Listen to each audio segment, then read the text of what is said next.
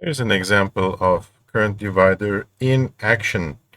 I've said that the current divider will be applied to only two resistors, but we have three resistors here. Obviously, when we think about the current divider, we think about the resistors that are in parallel. And R2 and R3, I'm hoping that is obvious to you that are in parallel. And if you're suspecting, you can always use the analysis, nodal analysis. Here is a node, and here is another node right there. So you can see that R2 and R3 are sharing one node at one end and another node at the other end, which makes them necessarily in parallel.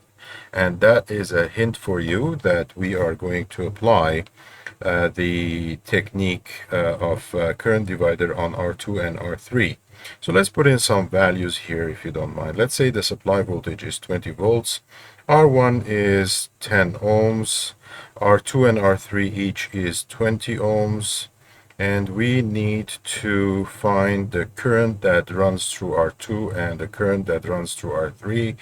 I'm assuming you would possibly guess that it would be the same current just because they are equal amounts of resistance, and in addition to that they have the same voltage drop because they are in parallel, obviously. All right, so let's start with, as usual, finding our total so we can have our calculation of I total. Our total goes something like this. First, we find the equivalent resistor for R2 and R3, right? And that is R2 divided, or sorry, in parallel with R3 is R2 multiplied by R3 divided by R2 plus R3.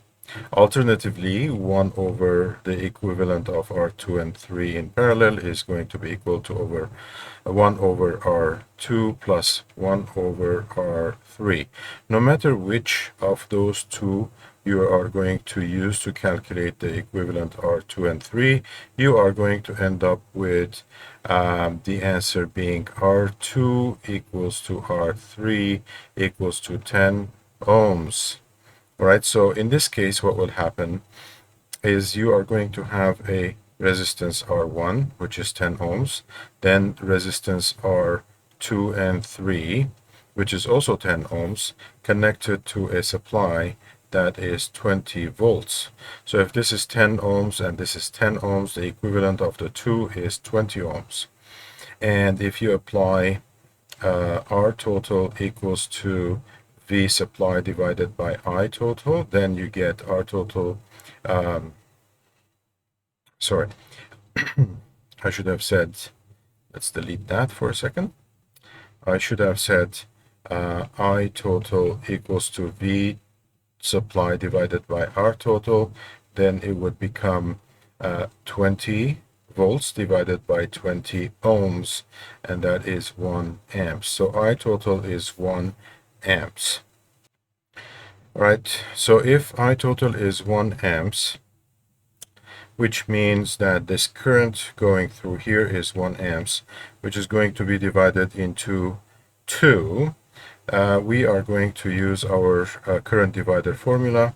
So I2 equals to the dividing ratio multiplied by the I total going in, or I source going in. Let's call it I total in this case. The dividing ratio is going to be R3 divided by R2 plus R3. So it is going to be 20 ohms divided by 20 plus 20 multiplied by I total is 1 amps. That is half multiplied by 1, which is equal to half amps. That is going to be your I2.